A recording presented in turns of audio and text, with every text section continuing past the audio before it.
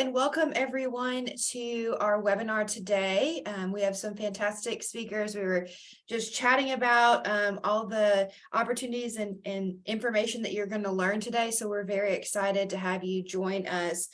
We are going to hear about the basics of successful grant writing for educators. We've got some stellar speakers that will be sharing their knowledge with everyone.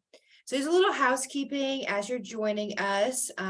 During the presentation, feel free to utilize the chat box that you see at the bottom of your screen to communicate directly with panelists. Perhaps you have a panelist-specific issue or question or tech issue. You can utilize that. For all general questions to add to the dialogue of today's presentation, please utilize the Q&A box at the bottom. That will be monitored by the hosts and panelists, maybe answered live, or they may type the answer within there. All right, to get us started, as our friends join us today, we have a poll question. We're just feeling temperature of the audience. How familiar are you with the grant writing process? So I'm going to launch that poll. You'll see it on the screen. You've got some answers options. If you'll give us kind of where you are, temperature check of the audience and your familiarity with doing some grant writing.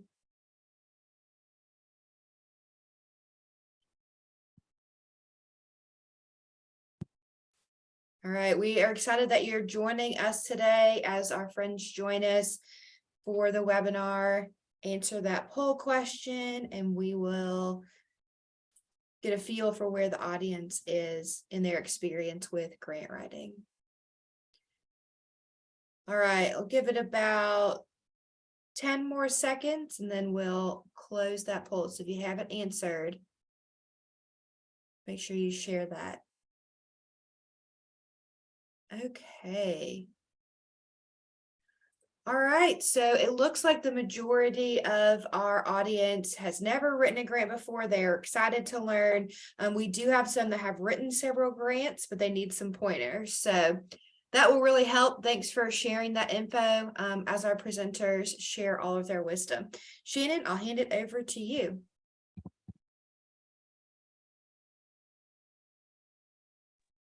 All right, good morning and welcome to the webinar. I'm Shannon Grimsley, the Assistant Director of Training and Counselor Outreach for the Woodward Hines Education Foundation and the Get to College program. We are recording today's session and we will send a link to anyone who registered. For those watching the recording, today's date is November 1st, 2022, and the material in this webinar is current through the 22-23 school year. In today's session, Basics of Successful Grant Writing for Educators, you will hear from Shanell Watson with the Woodward Hines Education Foundation and Tracy DeVries with the Women's Foundation of Mississippi. I will now share a little background on Get to College and a few logistics about the webinar before we get started. Get to College is a nonprofit program of the Woodward Hines Education Foundation. We have 3 centers in Mississippi, one in Jackson, Ocean Springs, and South Haven. And we help parents, students, and high school counselors with all aspects of the college planning and financial aid process. And all of our services are free. In our centers, we offer personalized college counseling appointments where we can tell students when and how to apply for admission and scholarships. We can help fill out their FAFSA, which is the free application for federal student aid, or advise on essay writing and interviewing. As we mentioned earlier, during the webinar, we cannot see or hear you, but we do ask that you can ask us questions through Instant Messenger at any time. Kirsten will be monitoring and replying to the Q&A today, and we will have a time for live Q&A with the presenters at the end. But as I said, feel free to message your questions at any time. I would now like to introduce our guest speakers for the day. Shanell Watson is a program officer with the Woodward Hines Education Foundation and primarily responsible for managing programmatic activity related to WEF's statewide post-secondary attainment priorities. Prior to joining Woodward Hines as a financial analyst in 2007, Shanell worked as an assurance supervisor for Horn LLP, an external grant manager for the Jackson Medical Mall Foundation. She has been licensed as a certified public accountant in the state of Mississippi since 2005 and received a Bachelor of Business Administration and Master of Accountancy from Millsaps College Hill School of Management. Shanell has had a number of community roles, including her current board service for the Women's Foundation of Mississippi Community Foundation for Mississippi. Tracy DeVries has worked in the nonprofit sector since 1999. She previously worked as a fundraiser at Special Olympics International and led the corporate and foundation channels at the national headquarters of the American Red Cross. In addition to her role in developing mutually beneficial corporate alliances during her time at Special Olympics, she also oversaw a federal grant to promote social inclusion in the schools across the United States, worked on providing health programs to individuals with intellectual disabilities throughout North America, created a family support network, and focused on organizational development through leadership and board training and the creation of fundraising plans. Tracy's volunteer activities include teaching English as a second language and coaching soccer. She is originally from Northern Virginia and is a graduate of Michigan State University. She has lived in Washington, D.C. for most of her professional life. She moved to the Jackson area in the fall of 2016, where she lives with her rescue dogs and cats. Shanell and Tracy, I will now turn the presentation over to you.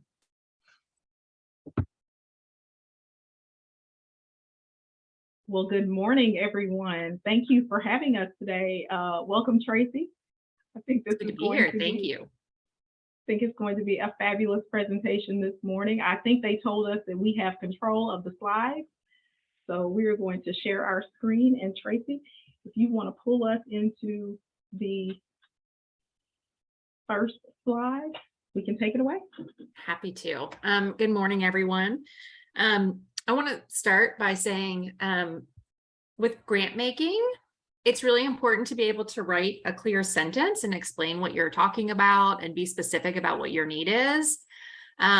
That's a huge part of successful grant writing. But the reality is that grant writing is actually more about figuring out ways to link what it is you need to fund your interests. So we're going to talk through some of the ways that that works and some insights into how best to position yourself, your organization, your need, whatnot. So the first thing I want to start off with is that no matter who you're fundraising from, it's basically all the same. It's about relationships and it's about matching donor intent and interest with the work that you're doing. And there are lots of ways to do that. One of the stories that I really love to tell is back when I was at Special Olympics International, I had this colleague who was one of our sports guys. And if you want somebody to put on a football tournament, if you want somebody to put on a golf outing, you want to call him and he will take care of all of those things. But he was not a good fundraiser, and that's okay. He would call me sometimes and say, Tracy, I'm watching SEC football right now, and some pizza company is making donations, and why can't we get that money? And my answer to him was always, because they don't care about us. That's not what their priority is. And what they're looking for right now is like really great love from the watching audience who are going to buy their pizza and are delighted to hear that $1 is going to go to charity X that they've heard of. So, just being really thoughtful about what the donor is up to and interested in can help you sort of suss through whether or not you should even bother. This sentence always makes me brings me back home. You are connecting a donor's interest with the change that they want to see in the world. And so if you think about that, whenever you engage in fundraising, that should be really helpful in figuring out how to position your ask to them. Next slide, I think. Okay, so a little bit more. We're here to talk mostly about grant writing and foundations at the end, but just wanted to touch quickly on the sources of funding and talk a little bit about what motivates them. So individual donors, they often say it's more of an art than a science. Individuals give to things that sort of resonate with their brains and their heads and what they think is right in the world, but a lot of times it's actually about their heart. And so when you're working with individual donors, you often have to figure out kind of both of those things. Corporations are all about social responsibility. They want to present to their customers that they are doing good deeds in the world. And so anything that you can do to help them tell that story will make you more successful in your pitch. Government funding, whether it's state or federal, is a lot of paperwork. It can be very fruitful, but there's a lot of detail that goes into any kind of government funding. And the key to that is making sure that you fit with whatever their priorities are and that you've got somebody who can keep track of every single penny and report on it. Very important. But what we are really here to talk about today is foundations. So foundations, most of them have what is called a theory of change. And that goes back to the donor's intent of what they want to see change in the world. So a theory of change is literally like, we believe that in order for students to be successful, they need to have healthy meals. I'm kind of making that one up, but like those are the kinds of things that you see in a theory of change. Donors will say, you know, we want kids to be successful in school. And then they identify sort of a list of things that they fully believe are going to be the contributors to that success. And so that's one of the things that you always want to look at when you first start the process of deciding whether or not you want to make an application. Do you think you fit that theory of change? Yeah, that's a great point, Tracy. And I'll just add that theories of change evolve over time as foundations learn and grow about the work that they do from the projects that they've been funding or new research that comes out in the field. Theories of change shouldn't be static things. And so they're probably going to be a little different in maybe a couple or 3 years. So if you've learned a theory of change for a foundation, revisit it. If you find that there's a new grant opportunity, because it could very well be that their theory of change is different now than it was, say, 5 years ago when you first looked at it. So that's just an FYI. Yeah. So what is a foundation? It's a nonprofit tax-exempt organization. It's led by a board. It is typically established by one or more donors. And so I'm sure that most of you have heard of, you know, things like Kellogg.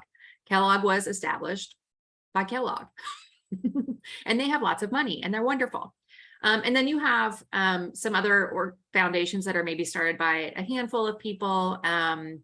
My organization is actually one of those. We were started and founded by a handful of women who were interested in doing more for women in Mississippi. So there are a variety of ways that foundations come to be. One of the key things to know about any foundation, though, is that they are required to distribute a certain portion of their assets every year. And that's the IRS wants them to do that. One of the things to know too is that some foundations will have extra money at the end of the year. And so if you have a really good relationship with that foundation, it's always a nice idea to send them a little note and say, hey, I have this really great idea, because every now and then they have a little pocket of money. Most foundations, though, their money every year is dictated basically the year before, right? So what they end up getting is, I'm going to call it an available to spend. It's not always called that, but they have a pot of money that they earn in the stock market generally. And they say, this is how much we're going to be able to spend next year. And they create budgets around that. So when the market is not doing well the year before, sometimes there's a little bit of a hiccup in what they're able to spend, and sometimes there isn't, but that's just a good thing to know. That is something that happens with foundations. Yeah, and then they will tell you, or they won't tell you. Again, every foundation is a little bit different, but they talk a lot of, most foundations, if they have an online presence, some are anonymous and don't have an online presence. We'll talk a little bit about how to find them later, but they are governed by the IRS. They're not governed, they're governed by their board, but they have to follow all the rules of the IRS. They have lots of things that they need to do. And so some of the process of writing grants and requesting money is about the due diligence that a foundation has to do. We'll get into that more too. One of the other things that I like to say is that if you know one foundation, you know one foundation. There are some things that are very similar. And again, we'll talk a little bit about the process. And there are some things that are not similar. And so kind of figuring out what those things are and understanding what they're telling you is a really important piece of figuring out how best to position yourself during the grant writing process. So a private foundation is one that derives its initial funding from one or a group of donors. These are often family foundations, corporate foundations. Most are board led, and they often have considerable assets. Grant making public charities. This is a foundation that derives its support from diverse sources such as foundations, individuals, government agencies. These are sometimes called public foundations or community foundations. That's actually what the Women's Foundation is. So we raise money in order to distribute it every year. And so one of the unique spaces that I've been able to have with this organization is I both write grants to get money in, and then I also review grants, grant asks to us, and distribute. So I kind of see both worlds at the same time, and I'm happy to answer questions from both perspectives as they might come up. And then there are corporate foundations. It's not quite the same thing as when a company gives money from their marketing side, but one thing to know is that corporations that have foundations, you can actually often double dip with them if you have a good relationship. You can sometimes get some marketing money from their actual corporate entity, and sometimes you can match that with a charitable gift from their foundation. There's a lot of magic in that when it comes together. Next slide. And Tracy, I'll just add to that, Woodward Hines, for those folks in the audience, is actually a little bit of a mix. We're a public charity, a grant-making public charity, as well as an operating foundation. We're considered an operating foundation because we operate the Get to College program, who were our gracious host this morning. So just know a little bit about where the funding is coming from and where the funding goes before you approach a grant-making or grant writing opportunity. So where do you start? The first thing is to know the process. This is generally how it works, although sometimes the order gets shifted around a little bit, or sometimes a step gets left out, and that's really at the foundation's discretion. It can often begin with a request for proposal. So I actually received one of these myself recently from an entity that I had never heard of. And it literally was, "Dear Tracy, we'd like to ask you to ask us for money. It will be due, this application will be due in 3.5 weeks. Please send it in. Thank you very much." And that was it. They don't have an online presence. And sometimes these things happen, like entities will find you and reach out and do this. And when that happens, that's really magical. And you should do everything you can to write that thing and get any info you can out of them and send it on in, because if somebody reaches out to you and says, "Please ask me for money," they're more than likely going to give it to you. It's not 100% a yes, but that's a really great thing if that happens to you. So love the RFP. Letter of inquiry is also a way that this can start. So a lot of, especially a lot of the bigger foundations and family foundations, private foundations, they will often on their websites even describe to you how this works and what to do. It usually says LOI or letter of inquiry, and they will give you often the kinds of things that they would like to know. And you essentially answer whatever their questions are and submit it through their portal. There's always a portal and email, there are instructions on their websites, but the letter of inquiry is really the foundation's way of trying to understand who you are and whether or not you match with their theory of change. And so that's a really important first step. A lot of these foundations will also say things like, we get a high number of requests this way, and we can't always get back to everyone. So that's where the next step, an initial meeting, can be really, really helpful. If you can find a way to have a meeting with a program officer with a foundation, that is an excellent first step. Even if it's just a 30-minute Zoom or a phone call or, a 15-minute check-in to say, "Hey, this is what I'm working on. Do you think this is a fit for your organization?"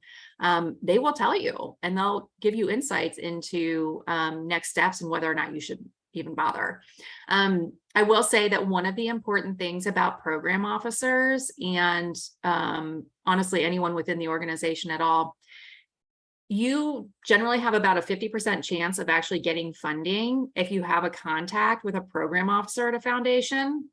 If you don't have any contacts within that entity, you're down to maybe a 5% chance. And so when you're thinking about grant writing, that connection to somebody within the organization is really, really important to a successful ask. So being able to write it and answer the questions and organize the materials is really, really important. But being able to have a relationship with somebody there who can give you some insights is actually a really big piece of it.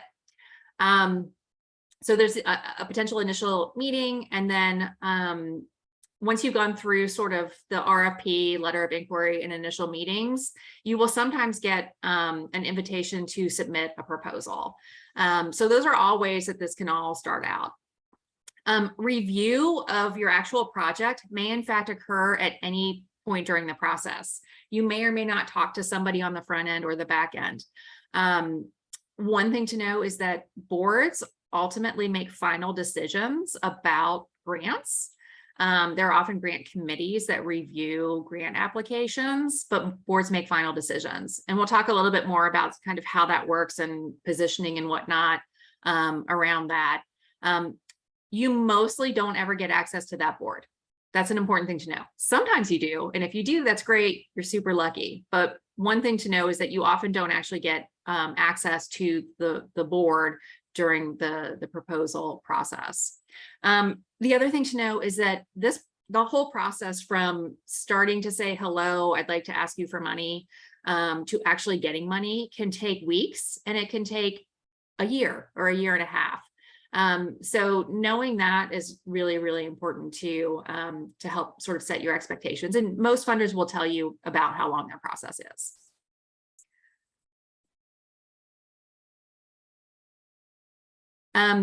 Okay, so where do I start? Key contacts. Generally within a foundation, there are a lot of different folks to talk to. There's usually an executive director. That person is responsible for day-to-day management, meeting annual goals of the organization, relationship management, all kinds of things. If you have a contact with the executive director, that's great. If you have a contact with another staff member within the organization, whether it's a communications person, maybe an admin person, maybe a financial, whatever they may be, that's really wonderful, because those people may or may not be helpful to you. I will tell you that as executive director of my organization, when people reach out to me, I provide insight as I can, thoughtfulness, whatever, but I always turn people over to our program officer because that's our process. And so just know that if you ever get turned over to somebody, don't worry about that. Your program officer or program manager, they're sometimes called different things, but have the essential same role. These are the folks who are experts in the field. These are the people who provide analysis of your proposal to the board. These are the people who are your conduit to the key decision makers within the organization. And those are the people that you want to befriend. You don't want to annoy, because you can annoy them. You want to, though, engage with them and make sure that they understand what your proposal is about, and have an open dialogue. One of the things that I often do with program officers is I ask them sort of the rules of engagement. I literally ask them, like, may I reach out to you with questions like this? May I follow up with you on an idea in the future if this one is a no? Those kinds of things, to just kind of make sure that I am not, in fact, annoying them. Program officers get a lot of emails and phone calls. There are a lot of folks asking for their attention. And so having a relationship with that program officer that is respectful and feels good and feels collegial is really, really important. It's one of the keys to actually getting to a final yes, is really being able to work with your program officer. And then board members, they have the fiduciary responsibility for the organization. And oftentimes they're part of a larger philanthropic and business community as well. And so, while you may not often get access to them, one of the really smart things that you can do when applying for funding is look to see if you or someone you know knows a board member, knows somebody within the team, because it's entirely okay to reach out and say, hey, just wanted to let you know we're submitting a proposal. Been working with our program officer. She's been great. Thanks so much. and that board member will respond or not respond, and whatever. But it's it's never a bad idea to like make a connection, but it's probably a bad idea to like try and muscle your way in with them and try to get them to say yes when your program officer is your main point of contact. So managing that is always a really smart thing to do. Yeah, and I think next slide. Okay, research. There are some really great websites out there that actually do a lot of work for you, where you can actually enter in things like funders in Mississippi, like, do they fund in Mississippi? Do they fund education? Do they fund whatever? All of these are places that you can start. And I actually should note that I made this slide a little while ago. I think it's Foundation Center and GuideStar actually merged recently, and they're now Candide, CANDID .org. They're the same entity now. And that's a really great place to go to get information on potential funders for your activities. One of the other things that you can do when you're researching a foundation is you can look at their 990s and websites. So for example, if you're going to go look at the Woodward Hines Foundation, go ahead and do some digging around and see like what have they been funding, what's on their website, what are their assets, who have they given to previously, what kind of work have they been interested in before. Yeah, thank you, Shanell. The Candide address is in the website address is in the chat now. To be fair, there are fees associated generally with these sites. And so you want to be really smart about whether or not it's really something that you want to spend that money on, or whether your organization wants to spend that money on.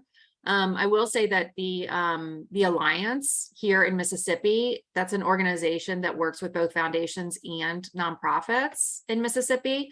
If you're a member of the Alliance, you can actually get a free membership into an entity that gives you access to GrantStation, which is another one of these wonderful things. So if you're really in the grant writing process and your job is about grant writing and you're looking for lots of grants, go ahead and become a member of the Alliance and get access to GrantStation, or go ahead and say, like, I'm going to go ahead and pay that annual fee for Candide, if that's really what your job is.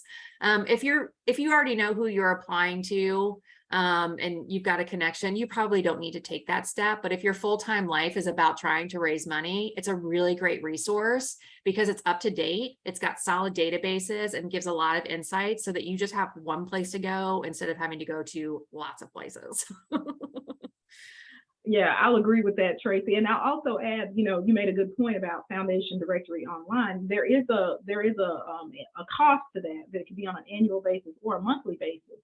But if you're strategic about how you want to approach your grant writing process, if you are on a tight budget, you can apply for that monthly membership that is $50, do all your research in advance before you launch that subscription. And so that way you know exactly who you're applying to, what you're applying for, and then you can really stretch that $50 monthly fee, and then you can easily cancel at the end of that subscription once you've submitted your application. So there's one way to do it. Yeah, absolutely. And I have done that myself. For sure. Yeah, and I think the 990s and websites are really important too. I mean, you can find a lot of really information if you just scroll through someone's 990 or their website. You can find some really interesting insights into what it is that they're really interested in. Okay, developing relationships with funders. One thing to remember is that it is a marathon and not a sprint, usually. Again, sometimes magic happens and somebody will reach out to you and say, here's a request for proposal, turn it in a few weeks. And then, 3 weeks later, you have a check, and that's wonderful. It doesn't usually happen that way though. It usually takes a while to go through the process. Before you approach a funder, make sure to do your research, whether that's on, one of these websites, or if you just go to their own website and read through about them and what their process is. The thing you don't want to do is show up to a call with a program officer without having at least read what is on their website. And usually on their website, it will say things like, here's what we're funding, here's the timeline, that kind of stuff. So you want to make sure that you think that you're a fit before you reach out.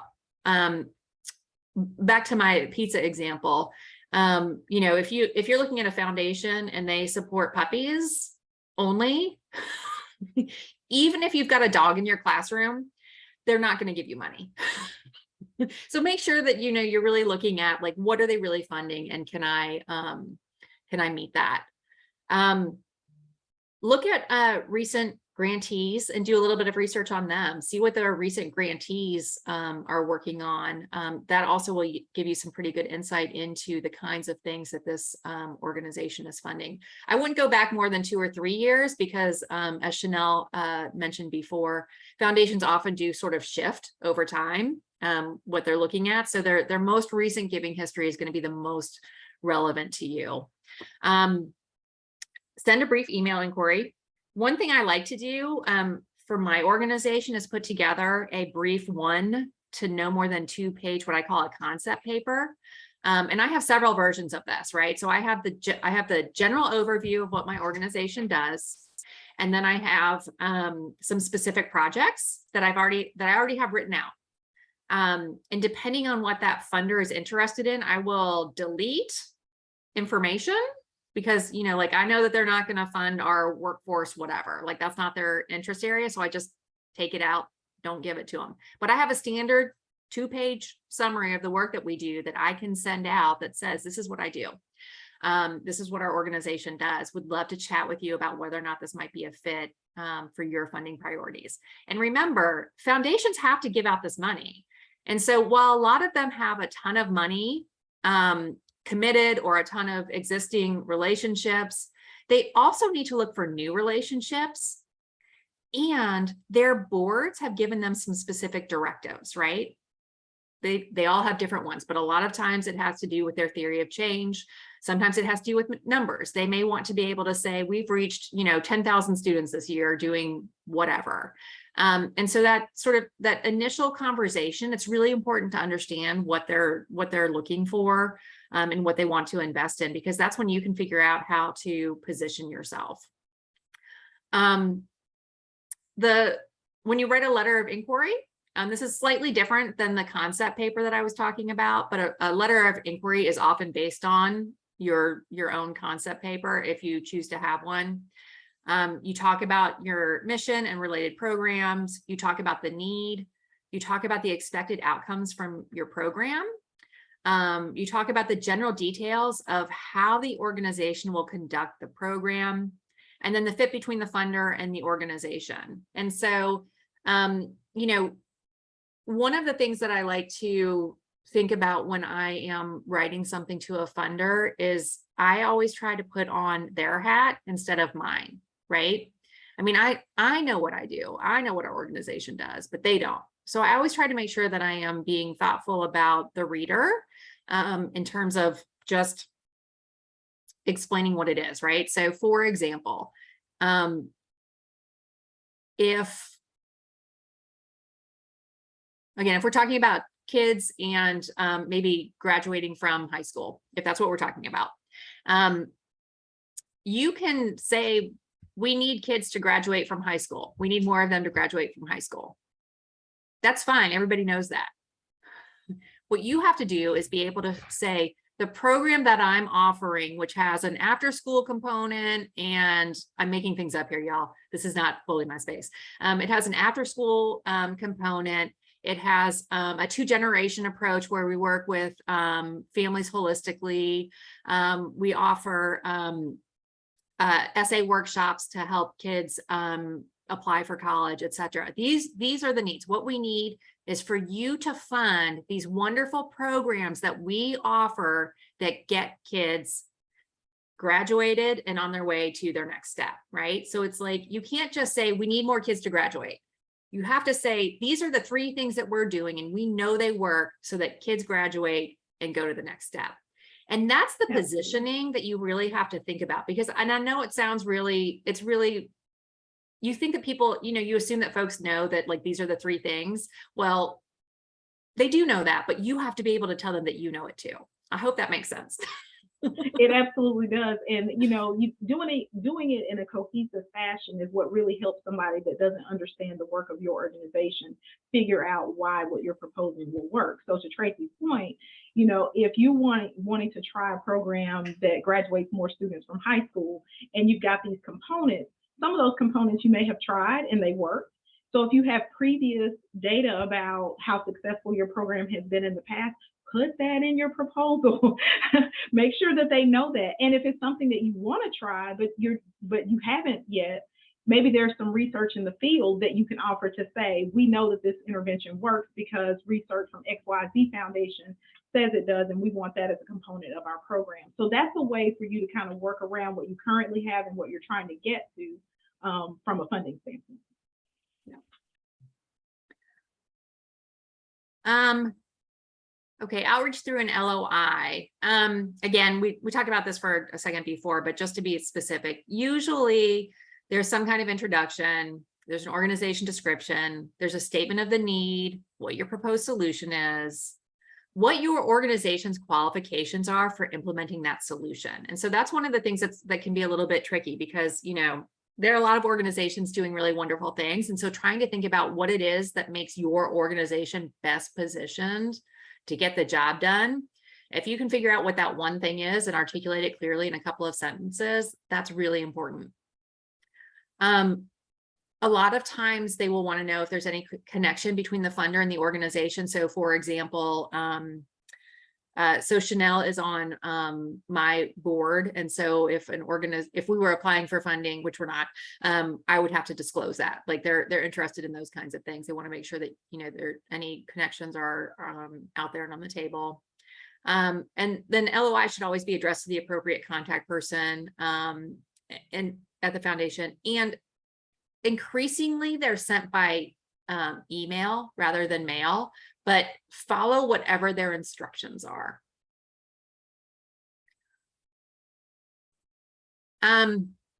Developing relationships with funders. A meeting. Sometimes these are rare at the pre-proposal stage, but it's a really key thing to even just get a phone call on the books. A lot of folks try to figure out like, how can I actually go ahead and get that meeting? Because that can be a little bit tricky. Here are some ideas. Add the program officer to your newsletter mailing list and include a personal note to them. Forward your newsletter and say, thought you might be interested in this. Here's like where you can subscribe if you feel a little bit funny about just adding them. Send progress reports on what you're doing to the program officer and say, hey, I saw that you recently mentioned in a news article about XYZ. We're doing that. Thought you might be interested. Invite the program officer to your organization's events with a personal note. Personalizing things can be really effective. I mean, you know how people don't write notes anymore and everything is by email. Like literally sending a little note actually can make a difference, assuming that folks are in the office and actually like, you know, going through their mail. That can actually make a really big impression. Follow folks on social media and, you know, tag folks in when your organization is doing something really cool, if you can. Again, sometimes these things aren't possible, but these are ways to sort of get on the radar if you're having a hard time getting on the radar. Contact the program officer by telephone or email with brief messages and updates. Include quotes or notes from program constituents. So if you have a really powerful story of a success that you've had, it's okay to just go ahead and pass that on. The program officer may not respond to you. So this is, you know, when you're doing some outreach like this, sometimes this is about just getting into their heads and making sure that you know that they know that you're out there doing really cool stuff.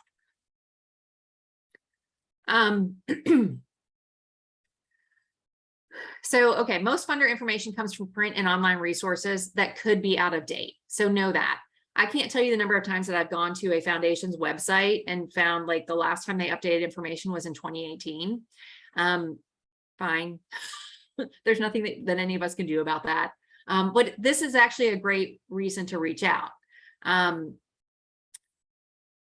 before you submit anything, see if you can go ahead and get a little bit of time on the calendar to say, hey, I've got this draft that I'd like to send. Can I just, review it with you for a few minutes? Those are really great things to be able to do. One other thing that you want to be able to do is explain your organization in a minute or less, or explain your project in a minute or less. This is a really great thing to do no matter what, but to be able to explain what it is that you are looking for briefly actually helps open up the door for further conversation, and is often really welcome. Okay, so when you're reaching out to a foundation, so for example, like our larger foundations, you've got a program officer, and then they often have teams, and those teams are gatekeepers. And so for those folks, what you're trying to do is get them to get time on the calendar of their program officer. And so you call and you say, hi, I'm Tracy. I'm with this organization. I've been reading about you. I think our project matches what you all are doing, but I want to be sure before I submit a proposal and waste your time and my time. Nobody wants to do that, right? Like, I don't want you all to read something that's not going to work. Is it possible that I could speak with somebody? Could I speak with the program officer about the appropriateness of this project? And that gatekeeper's job is to figure out how to link you up with somebody that can answer that question for you. That's always an appropriate thing to do. And you can do it by phone, you can do it by email. It's okay to do whatever you're more comfortable with.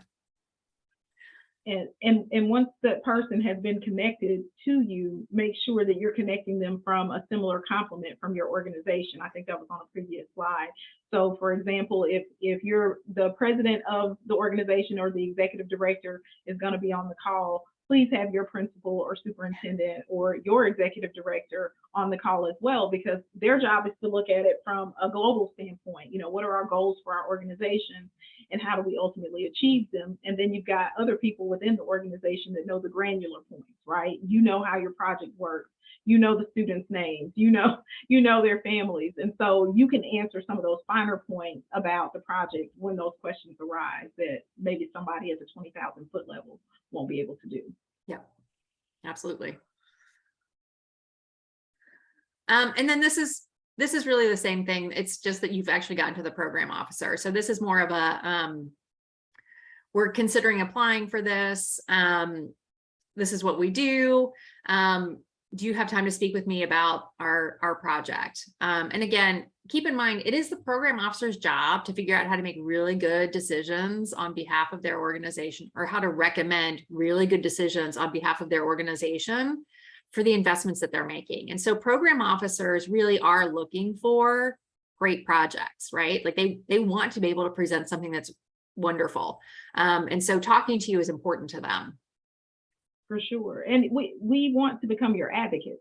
If we find that there's alignment between your project and the mission of our organization, we want to advocate for your project when it comes to our internal team reviewing that and moving it forward, and then ultimately taking it to whatever committee or board has to review and approve that. So us asking you questions about, those finer points, asking you for data, asking you for more research or background about your project is not necessarily a criticism. What we're doing is trying to build a community of support to make sure that ultimately it carries through. Okay, so when you actually have a conversation with a program officer, know your stuff. They may ask you very detailed questions about which staff are involved. How much is this going to cost? What are your goals and outcomes? Can you replicate it? Is this a pilot? Is it something new? Is it something you've been doing for a long time and you're just trying to expand to another site or something? Would it be better done with a partner? Or who are your current partners? Is anyone else doing this? Or is this very unique? Are you the best positioned to do this project? Who else are you asking for money from? Do you have other current funders? They like to know all of these things because it helps them figure out where to put you in their list. Some questions that you should ask are, I see that your grants range from $100,000 to $500,000. Do you have a recommendation on the amount we should ask for in our proposal? And they will tell you, because here's the thing. there's that bucket of money that they start out with at the front of the year. They know what's committed. They also know what's left. They know who else they're talking to. They also have some really good insights into like how much stuff actually costs. And so if they give you a range or a number, you can maybe go a little bit higher than that in your proposal and see what happens, but they're generally giving you some really good solid information if they give you sort of a dollar amount. And, I'm sorry, No. Tracy, I just wanted to add there that, a lot of times program officers get exposure to projects that are happening in other spaces that the foundation has funded. And so they may come back to you with recommendations about how you may control the cost of your project based on things that they've seen happen with other projects that they funded. So also have an idea. You are the expert in your space. Funders have to trust you with what you know, but then also be open to those things that could be done in a more efficient way or in a more cost effective way, and be willing to scale your program accordingly.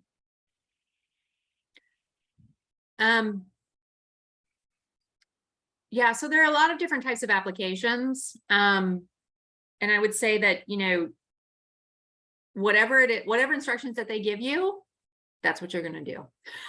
You may get the RFP, you may get an LOI as a starting, you may get a meeting request, you may have a letter form proposal, you may have a long form proposal with an online portal. And, like there's this thing out there called Flux, and it is my least favorite thing in the world. But you know what I've done? I've figured out how to love Flux. If you ever come across Flux, you're going to also feel the same way, but it's an online grant portal that lots of folks use, and you have to learn how to love it. Some of these portals, some of these things are a little bit like, give yourself time. If your application is due at 5 o'clock on Friday, do not start loading that thing at 4 o'clock on Friday. Don't do it. Do not do that to yourself. These online applications, I mean, generally there's a lot of copying and pasting and saving and submitting and whatnot, but every now and then it gets a little bit funky, and you do not want to be that person at 4:59 like, oh my gosh, this is not going to work because I can't hit the submit button. Don't do that to yourself. and also, as you're approaching the proposal process, when you're invited to use the grant portal, ask the program officer or whomever your contact is that has invited you to do that, what do I do when I have technical questions? Because sometimes there's somebody else on their team that is more familiar with that system and can walk you through some of those technical aspects that you run into. Yeah, absolutely.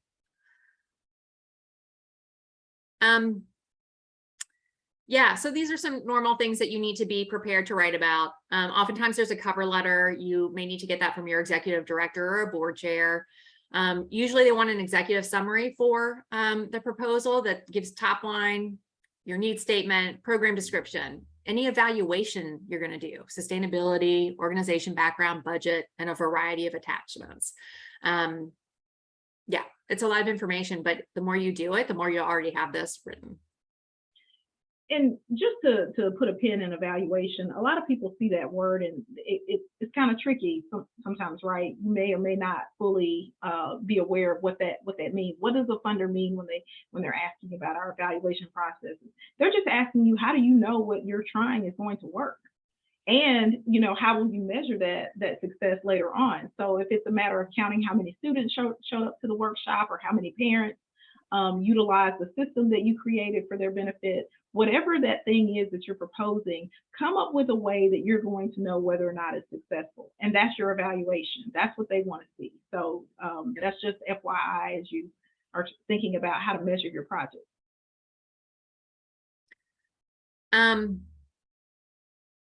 We talked about a lot of this already, but I think, your program description, make sure you can be specific about the activities you plan to do, be able to talk about your goals. But Shanell just talked about evaluation, and y'all, it really can be as simple as a Survey Monkey link to participants afterwards, asking them, did you get what you wanted to out of this? Sustainability is a really big question. Funders always ask about this. And I will say it's one of the frustrating things, right? Because like you're a nonprofit, you're not a for-profit, you're a nonprofit, right? You're not allowed to make money. You're not allowed to have like excess revenue, like it's frowned upon. So what they want to know is that you have a plan and an active pipeline, and that you have other funders, and that you are actively spending time on raising money, and that, you know, once we have this project going, this is what's on deck next. You know, they want to know that you're ready to continue fundraising. Budget information is also really important to have. And then attachments. What additional information does the funder accept? There's a lot that goes with attachments, like from your 501c3 letter to, you know, research articles. Your annual report. Yeah. You know, sometimes they may accept an electronic copy of your annual report or a project summary that you've done, a newsletter or something to that effect. Yeah. Yeah.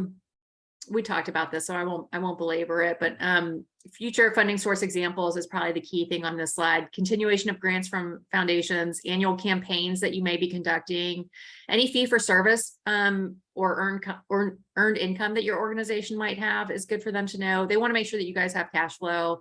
And in kind is something to always make sure that you include with your sustainability too. That's a very important part of it.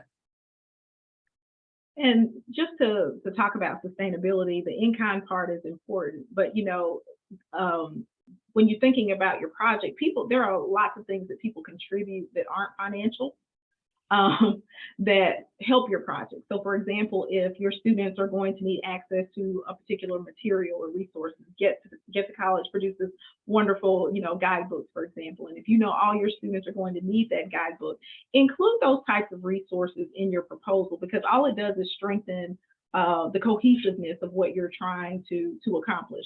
The funder can look at it and say, this person or this organization is really committed because they pulled together all these resources from different places in order to make sure that their students are successful, or you know, your organization is successful. So include those also, even if it's a non-financial contribution.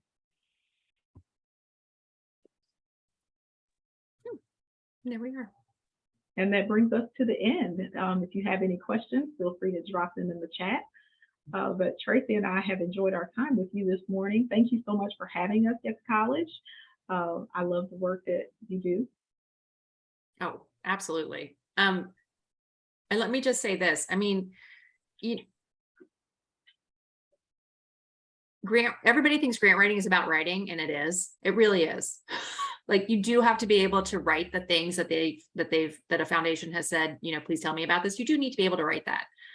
So that part is really important, but also you really need to know the ins and outs of how all of this stuff works. And that's why we spend so much time on this versus the writing portion. Like, figuring out how to have those conversations and understand what the funder wants is really the key to success. It is very true that if you have a relationship, or even not even a relationship, a contact, if you've talked to a program officer, you are 50% likely to go ahead and get that grant. If you do not have that contact, you're at 5%. And so weighing like how you want to do that, weighing your time, it's really important to go ahead and see if you can't get that contact before you start writing. Agree 100%. We don't have any formal questions in the Q&A quite yet, but I do have a question. Since a lot of our participants this morning are representing high schools and have a lot of different things on their plate, can you give any suggested advice on how they can get their foot in the door on developing those relationships if maybe they aren't always in the same space with them or haven't been in the past? How can they begin that road and avenue to develop those relationships? That's a great question. You know, and with educators, people in the education space, you know, summertime is considered a quote unquote downtime for those of us who are lay people, right? But we often know that that's a busy season for educators. Like, they're doing their professional development, they're preparing for the upcoming year. But in the same way there's an ebb and flow to education, there's an ebb and flow to a lot of foundations work. And so what I would suggest as a program officer is, if you can find out what the ebb and flow of the funding strategy is for that organization. So for example, if they have an open funding cycle where you can apply at any time, that gives you a little bit more flexibility. Maybe you're not as pressed to develop that relationship, but if you know that there's a foundation that only funds October through December, and you know they have an LOI process prior to that, and you know, if you know that there are layers to it, maybe you need to be more strategic about how you approach that funder, because you know there's a limited window that you can apply. And so maybe just prioritizing how the foundations do their work is the way to approach that. And I would maybe just add that one way to do that, and again, I realize that if you're in a classroom all day, it's probably a little trickier to do this. And so like it is what it is. And so, if you do have your summertime off, and it might be a little bit easier to do these things, but a lot of foundations will participate in or put on like webinars and whatever's, like they show up at conferences, they are in spaces. I mean, one of the ways that I have found funders is I go to things that I don't actually want to go to and spend my day there, because I know that there are going to be folks in the room that I need to meet. And so when you are at a conference, when you are already at something that you have to be at anyway, like things like that, go ahead and spend time looking at, if there's a participant list, look at that. Pay attention to the panelists. If you see that so-and-so from the Walton Family Foundation is on there, and you're a teacher in the Delta and you know that they want to give money there, hey, really enjoyed your presentation today. My name's Tracy. I'd love to give you my card and share with you this project I'm doing in my school. That kind of stuff is a really great opportunity and opening. I would say the other thing that you can do is, especially if you've sort of already targeted someone or targeted a foundation, is if your school is doing something cool, if you have an event going on, if you have something, it is completely fine to send an invitation to a program officer. They may or may not come, but it's completely fine to send an invitation to a program officer and say, hey, we're doing this thing at 2:00 on, Tuesday the 14th, and please come. I think you'd be interested. Doing things like that, completely acceptable. They may or may not be able to come. They may send somebody else. Getting on the radar is the important part. And I will add to your suggestion about inviting them, program officers, to functions that you're having. That's also a great sustainability strategy, right? So when you're nearing the end of your project and you want to potentially apply for refunding and say, could you continue to support this project at a larger scale or maybe at the same scale, inviting them to program that you're having, ceremonies for students, for example, that's something that's a winning strategy. Absolutely.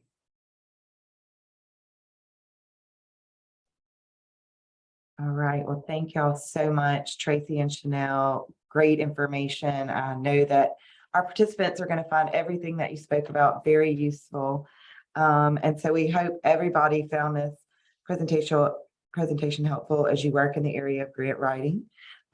We will email you the recording for this webinar in the next couple of days, and we will also post it on our YouTube channel. We would appreciate it if you would complete the short survey that will automatically pop up at the end of the meeting. Please fill that out and give us feedback on today's webinar so that we can keep improving. All right, so we wanted to let you all know about our upcoming trainings that will be happening. We have one more CCR teacher chat at the end of the month on November 30th. Of course, that's virtual, as they always are. And then we will also have a college access training on Wednesday, February the 15th. So we're kind of moving into next semester's trainings. So we'll have the college access training in February, and that will be a 2-hour session that will be virtual. Then we also, this week, so if you're not registered, jump online and get registered for our next virtual FAFSA training.